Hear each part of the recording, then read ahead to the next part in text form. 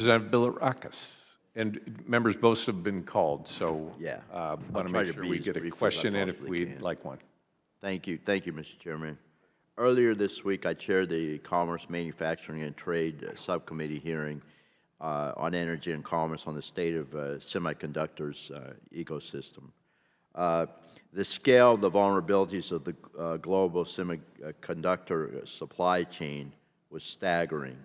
What particularly struck me was a report by the Semiconductors Industry Association that estimated that the impact of a disruption to semiconductor supply chains coming from Taiwan could decrease U.S.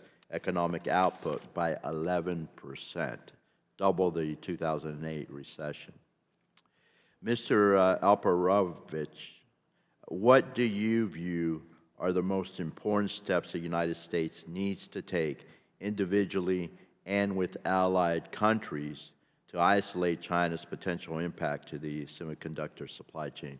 I know you mentioned it. Maybe you can elaborate briefly. Absolutely, Congressman. This is a really important issue. We need to focus on the resiliency of the semiconductor supply chain.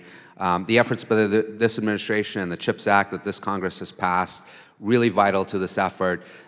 If TSMC follows through on their commitment to build 6 fabs in Arizona, 6 advanced fabs, that will go a long way to achieving independence of production for U.S. needs, at least in advanced chips. But we also have to focus on foundational chips, because in every single AI system, in every single device, if you look at this iPhone, there's only 3 advanced chips in there. There's 150 foundational chips that drive this phone. China is trying to dominate that industry. We need to make sure that allied countries, and the United States in particular, invest in fabs across the spectrum of both advanced, foundational, logic, memory. This is really, really vital, and we need to work with allies like Korea, Japan, and others to help build additional capacity there as well. Thank you.